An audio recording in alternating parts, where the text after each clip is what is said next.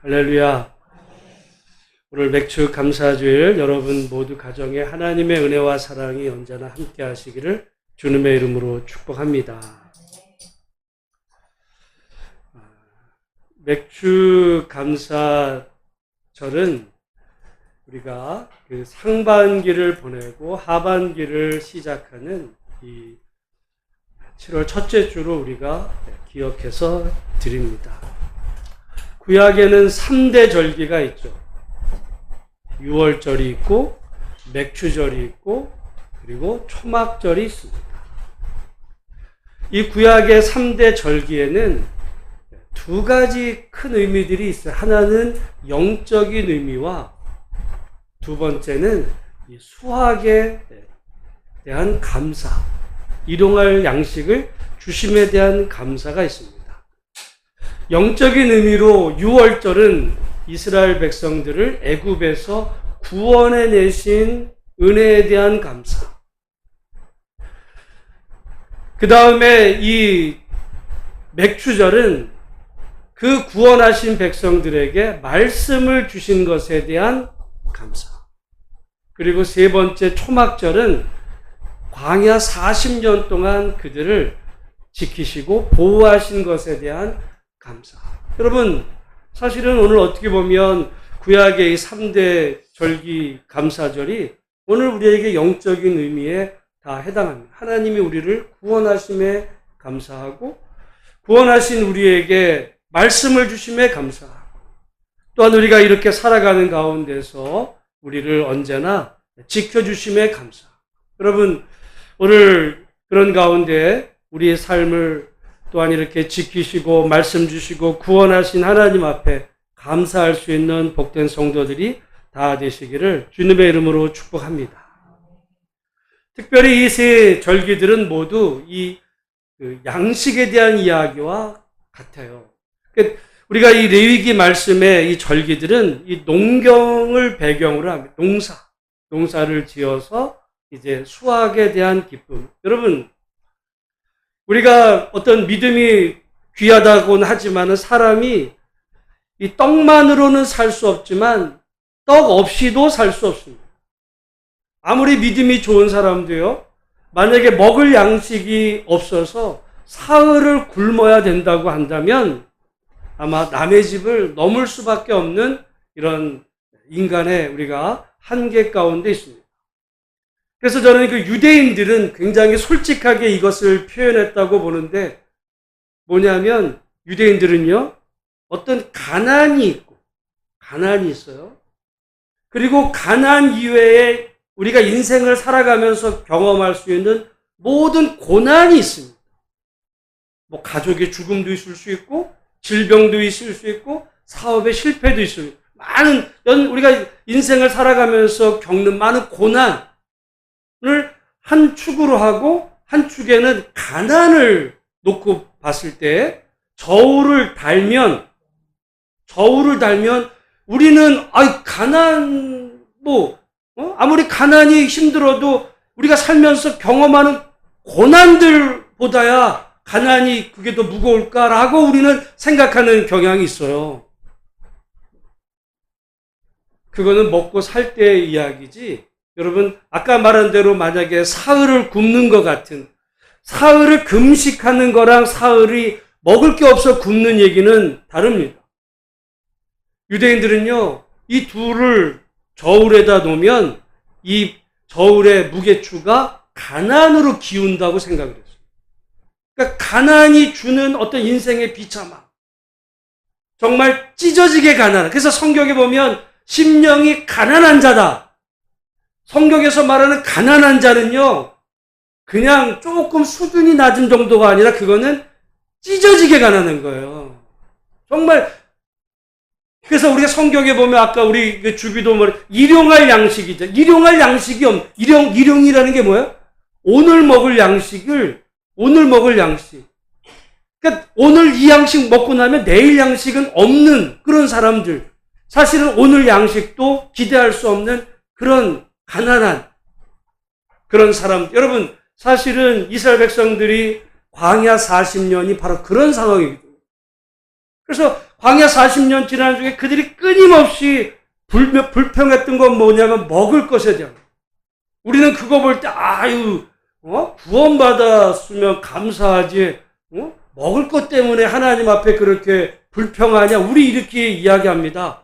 그런데 여러분, 우리가 이 출애굽기를 보면 이스라엘 백성들이 정말 홍해가 갈라지는 거 다 보고 그 이전에는 애굽에서 장자가 죽어가는 거 다 보고 나서도 광야에 들어와서 딱 사흘을 넘기지 못해서 그때부터 원망하기 시작하고, 그게 인간이에요.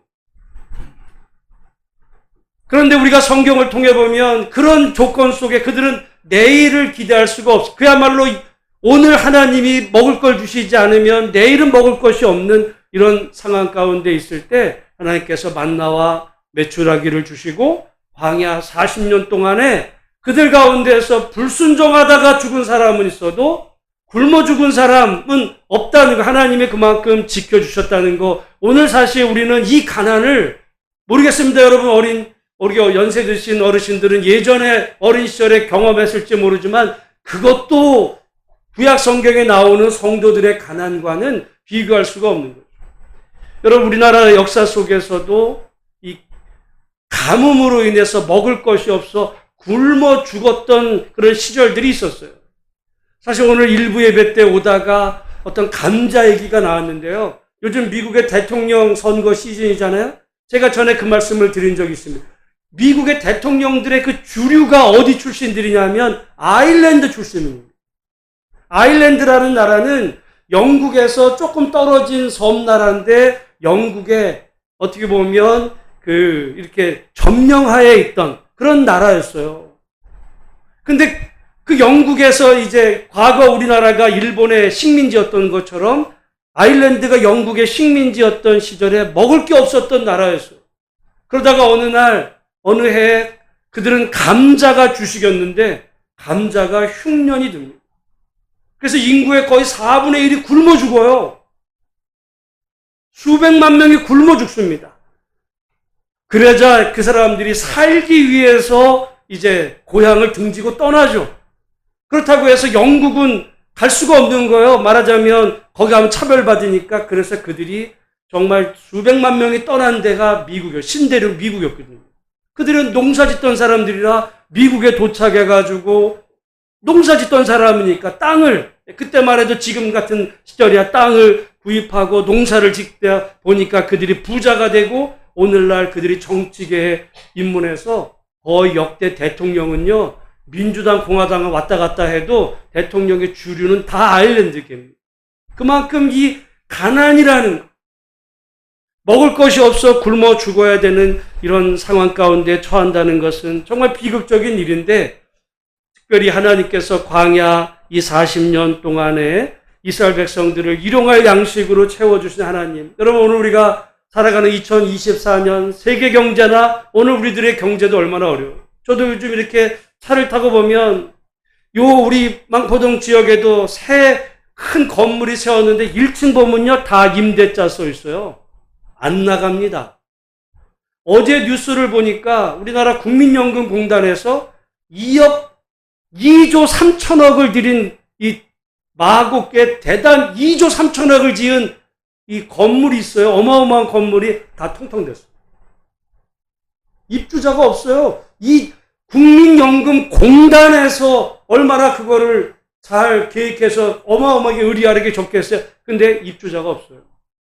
삶의 우리 형편이 지금 이런 상황 가운데 있는데, 아무리 그래도 여러분, 오늘 우리가 이스라엘 백성들만큼 어려운 처지는 아닐지 모르지만 어떻게 보면 우리의 이 살림살이가 점점 무겁게 느껴지고 우리가 힘든 가운데 있지만, 그럼에도 오늘 이 맥주 감사 주일을 맞으면서 하나님께서 이스라엘 백성들을 그 광야에서 먹을 것이 없던 시절에도 그들을 먹이시고 인도하셨던 것처럼 오늘 우리들의 삶 속에 풍족하진 않지만 정말 하나님께서 채우셔서 이 고비들을 잘 넘겨갈 수 있도록 주신 하나님께 감사하고 미래를 하나님께 미리 감사할 수 있는 복된 성도들이 되시기를 주님의 이름으로 축복합니다. 그러니까 이 레위기의 말씀은 맥추절에 대한 말씀인데 이거 광야에서 쓰여진 말씀이거든요. 광야는 먹을 게 없던 시절이에요. 그러니까 이스라엘 백성들이 먹을 게 많아서 감사한 게 아닙니다. 먹을 게 없던 중에도 감사한 거예요. 어떻게 보면 여러분, 사실은 사람이 감사하는 마음이 없으면요, 풍족해도 감사를 못해요. 어떻게 보면 감사는 그 사람의 믿음과 관계가 된다고도 볼 수 있습니다. 교만해지면요, 사람이 풍족해지면 그건 자기가 잘해서 자기의 어떤 능력의 결과라고 그러지 하나님께 감사하지 않습니다.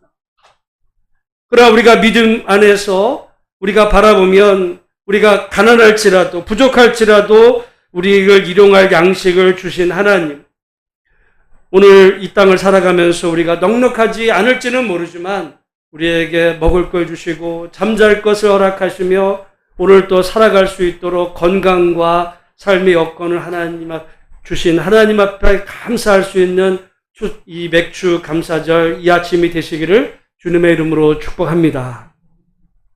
근데 이 맥주절에는 두 번째 영적인 의미가 있어요. 그것은 말씀을 주신 하나님께 대한 감사입니다. 우리 한번 따라하겠습니다. 말씀을 주신 하나님께 감사합니다. 여러분, 우리가 하나님이 그러면 이스라엘 백성들에게 언제 말씀을 줬냐라고 보면 출애굽기 19장서부터 보면 하나님이 이스라엘 백성들을 시내산에 부르셔서 그들과 언약을 맺으시고 그들에게 말씀을 주십니다. 그냥 말씀을 주신 이 얘기하는 게 아니에요. 성경을 주셨다 얘기가 아닙니다. 구체적으로는 그 광야 출애굽기 19장에서부터 24장까지 언약을 맺으시고 그들에게 말씀을 주시는데 그 말씀의 핵심에 뭐가 있냐면 십계명이 그래서 출애굽기 20장에 나오는 거예요. 하나님이 율법을 주신 겁니다. 그래서 율법을 넓게 보면 창세기서부터 신명기까지라고도 볼 수 있고 이 구약의 말씀인데, 여러분, 맥주절이 율법을 주신, 말씀을 주신 하나님께 대한 감사인데, 공교롭게도 이 레위기 23장 22절은 맥주절에 대한 말씀입니다. 여러분 생각해 보세요. 맥주절 자체가 율법을 주신 하나님께 대한 감사인데 레위기 22장은 그러니까 율법의 핵심을 얘기한 거예요. 그런 의미에서 레위기 23장 20, 저는 제가 이 레위기 23장 22절을 발견한 이후로 저는 솔직히 말하다 신학교 다닐 때 이거 몰랐어요. 제가 부목사 생활할 때도 몰랐습니다. 담임 목사 하고 있을 때도 잘 몰라요. 어느 날 제가 고민했어요. 왜 우리 기독교는 왜 맥주절을 지키지? 왜 유월절은 안 지키잖아요. 초막절은 안 지킨잖아요.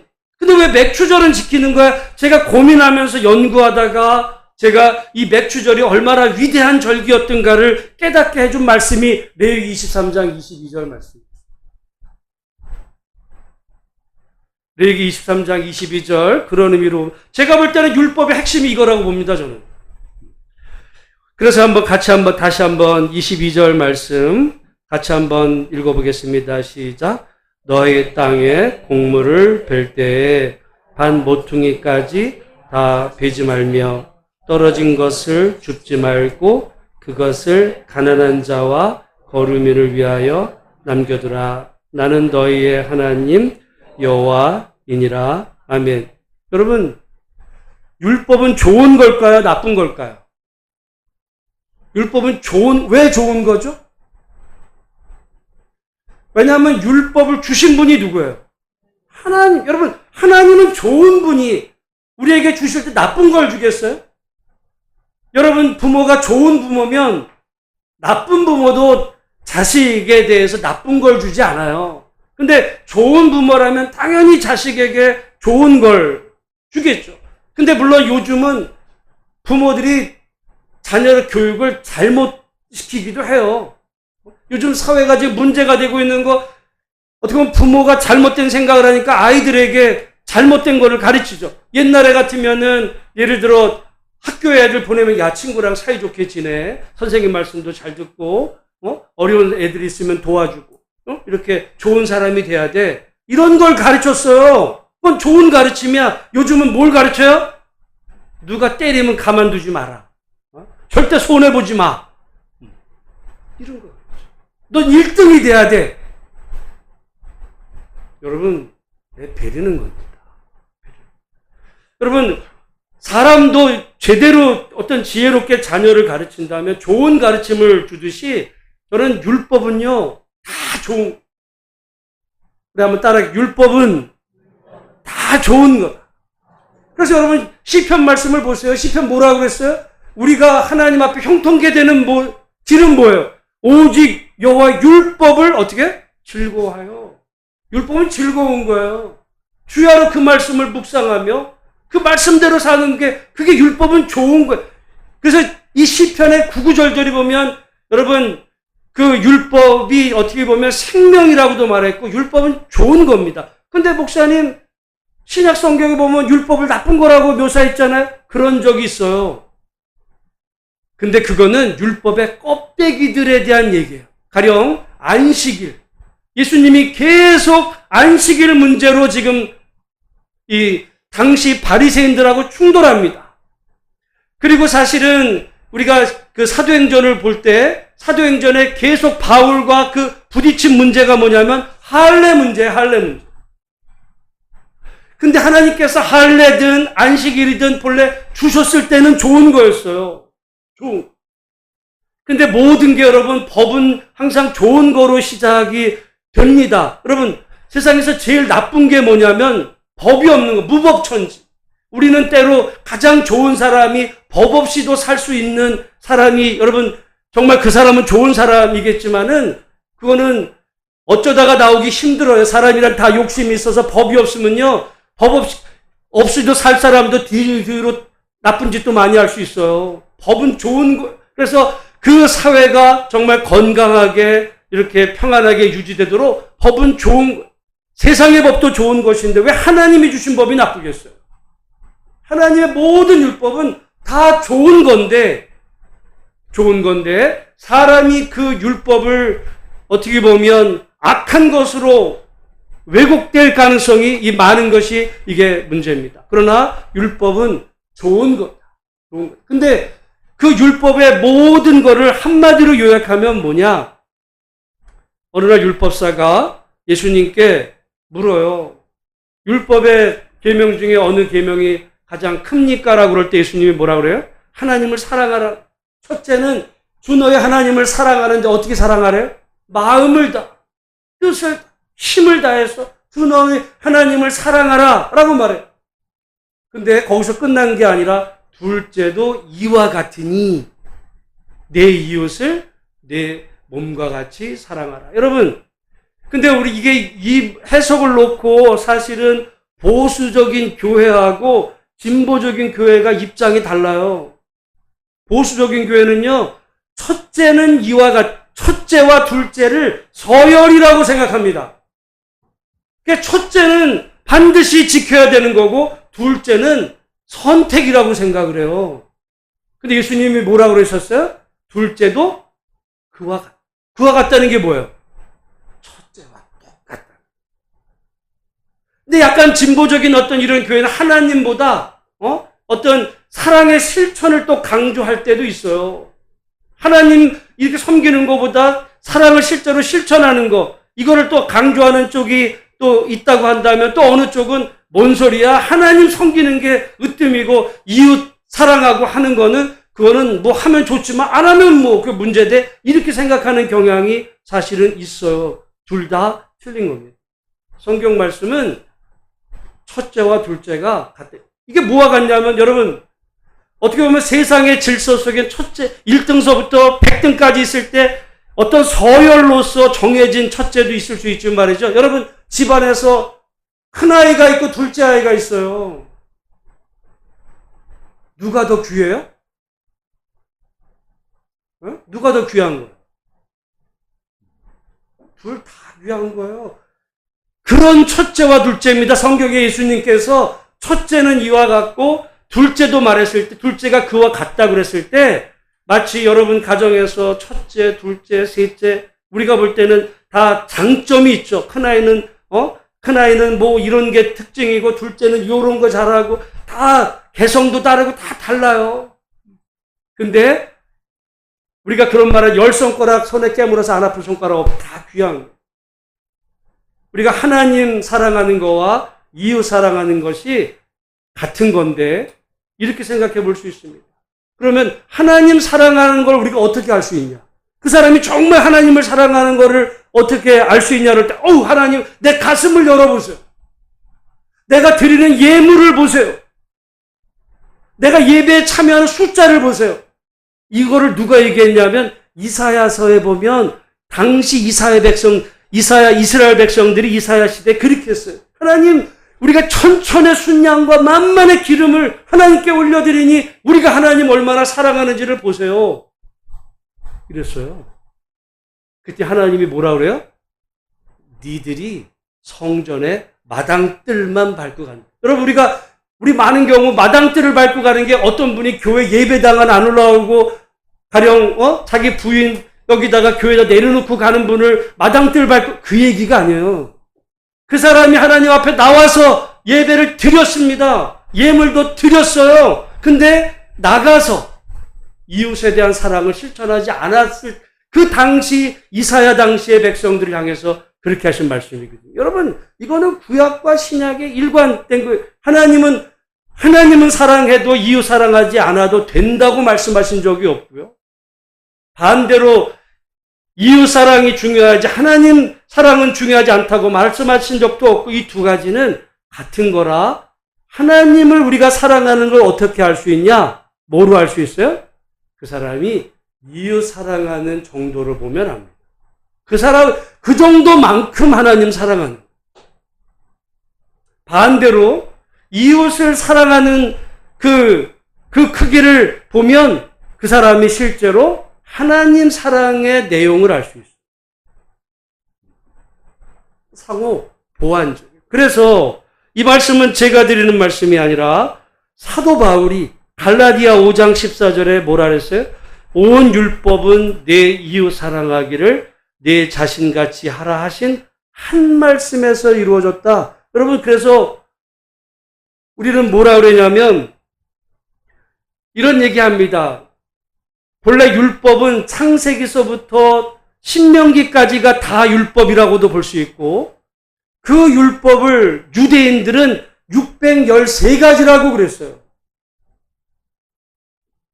613가지 율법이 있다고 그랬는데 그 613가지를 예수님은 두 개로 요약했어요. 하나님 사랑과 이웃 사랑.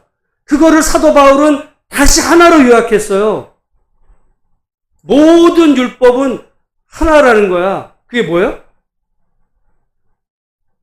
내 이웃 사랑하기를 내 몸과 같이.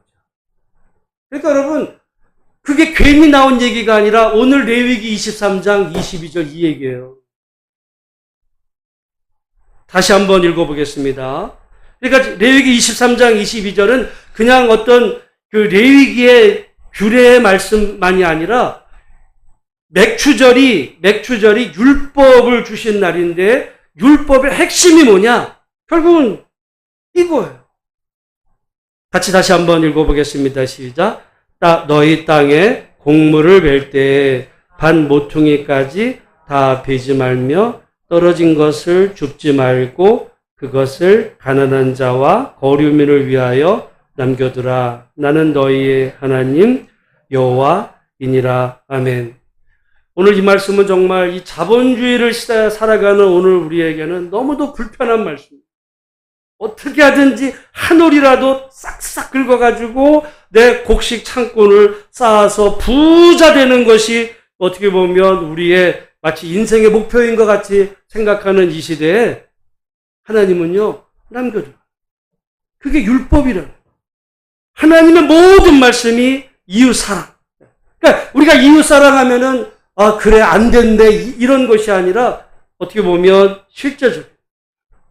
그런데 오늘 이 본문의 말씀이 우리가 읽지 않은 사도행전 2장 44절에서 47절까지 말씀에 약간 형태는 다르지만 동일하게 나옵니다. 우리 사도행전 2장 44절로 47절까지 말씀을 우리 같이 한번 읽어보겠습니다. 시작. 믿는 사람이 다 함께 있어 모든 물건을 서로 통용하고 또 재산과 소유를 팔아 각 사람의 필요를 따라 나눠주며 날마다 마음을 같이하여 성전에 모이기를 힘쓰고 집에서 떡을 떼며 기쁨과 순전한 마음으로 음식을 먹고 하나님을 찬미하며 또 온 백성에게 칭송을 받으니 주께서 구원받는 사람을 날마다 더하게 하시니라. 아멘. 여러분 잘 아시는 대로 사도행전 2장은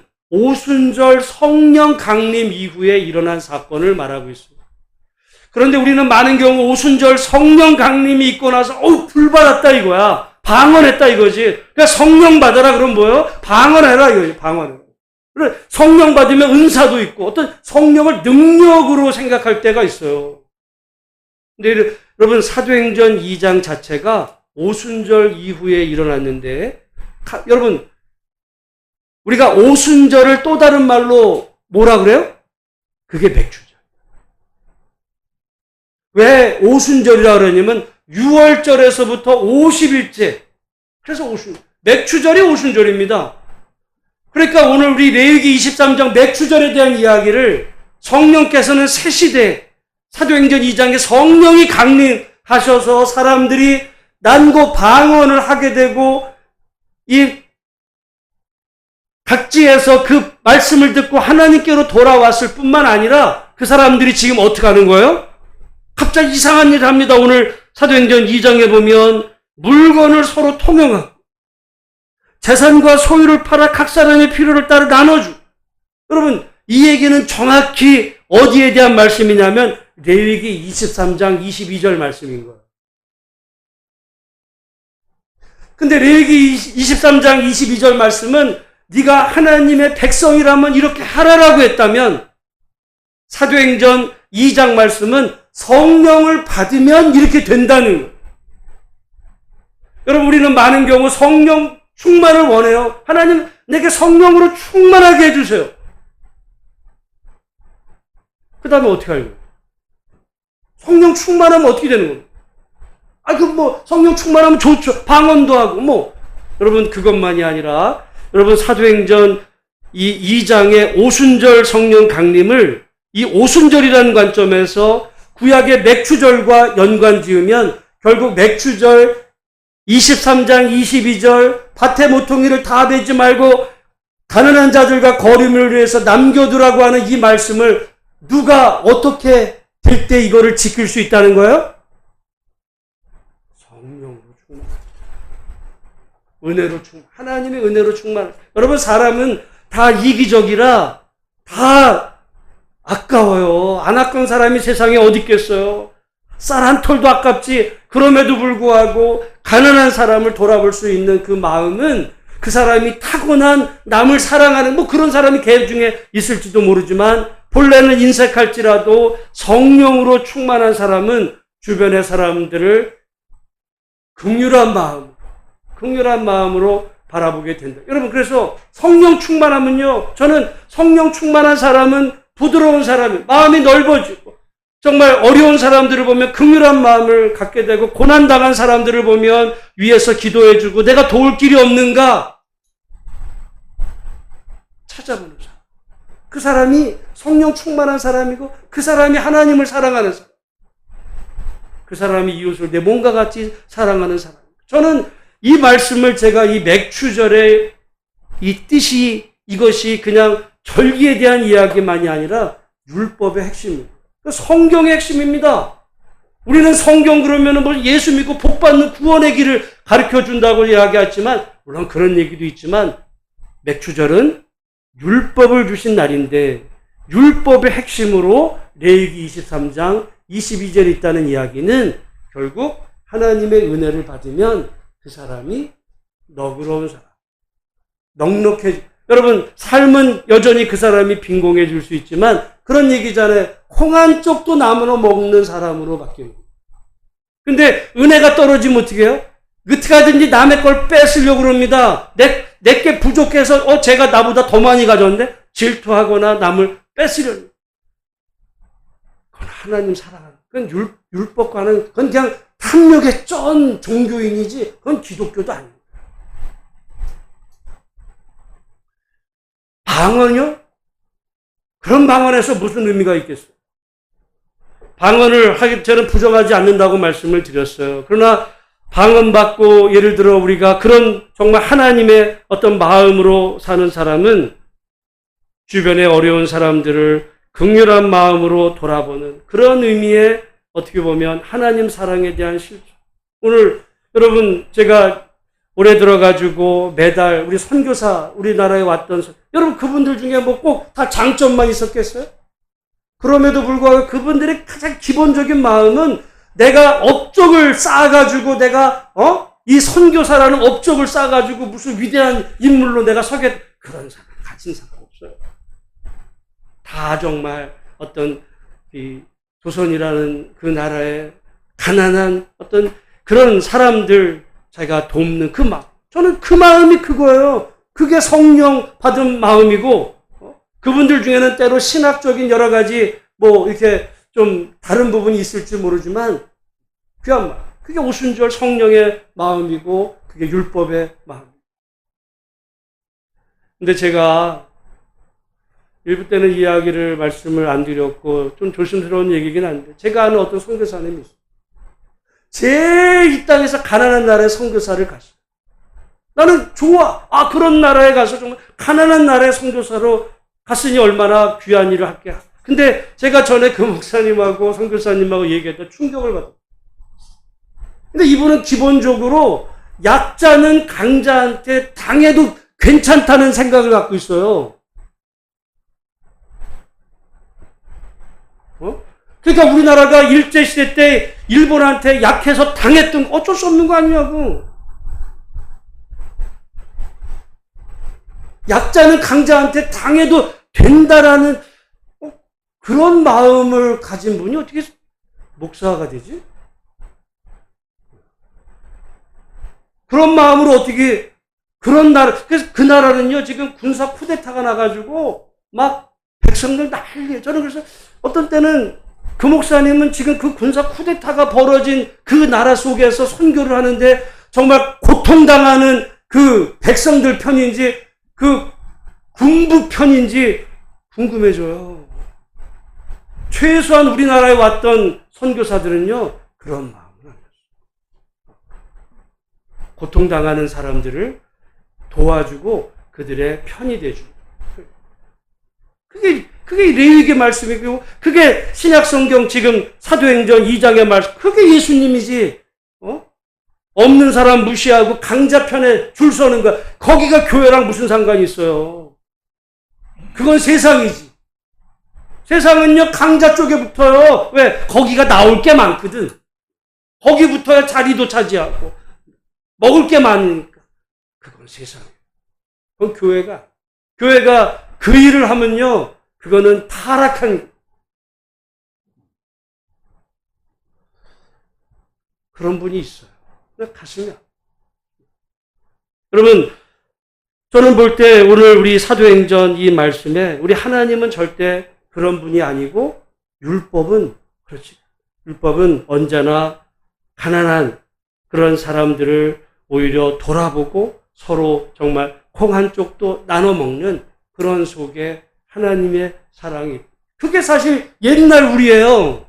옛날 우리 조선시대 우리는 막 우리 조선시대 비난하지만 어떻게 보면 마을들이 여러분 농사철 되면 서로 도왔어요. 서로 농사철 되면 하루는 이 집 가서 돕고 이 사람은 또 저 집 가서 돕고 도왔어요. 근데 요즘은 어떻게 해요?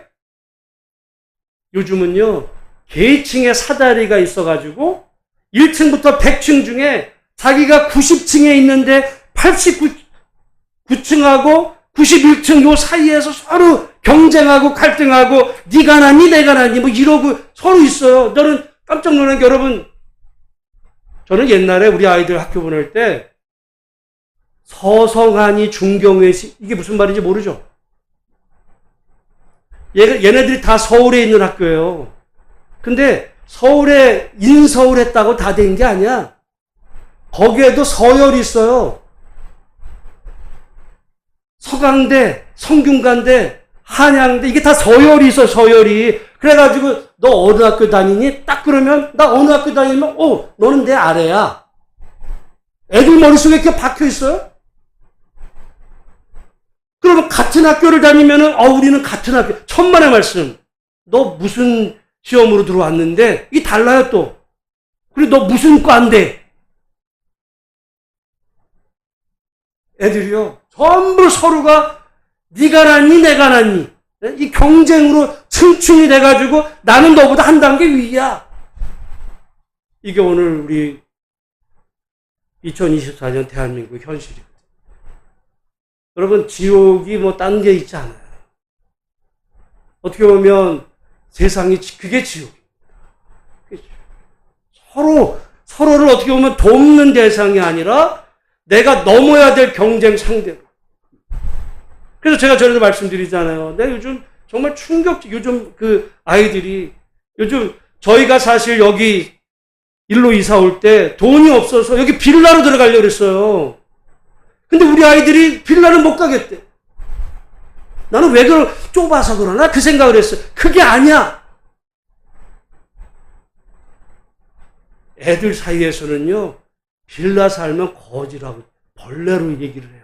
지금 세상이 정신 나간 거죠, 지금 이 세상에. 그런 게 어디 있어.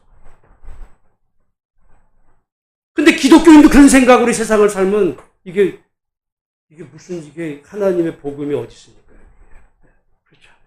오히려 우리가 하나님의 은혜로 성령으로 충만하면 정말 어려운 사람들을 향해서 마음의 문이 열리고 오히려 같이 정말 하나가 되는 그런 세상을 우리 하나님께서 우리에게 실천하는 축복의 통로로 우리를 부르셨다는 거. 이 맥주 감사절 우리에게 먹을 거 주시고 구원하신 은혜, 여러분 말씀을 주신 하나님께 감사할 뿐만 아니라 정말 우리가 이 사랑의 이 마음을 잘 이어받아서 우리가 살아가는 세상에 우리가 좀 가난하다고 주눅들 이유도 없이 우리보다 조금 어렵다고 해서 무시하지도 말고 정말 하나님의 은혜 축복의 통로로 살아드리는 복된 우리 모든 성도들 다 되시기를 주의 이름으로 축원합니다. 하나님 아버지 은혜를 감사합니다. 오늘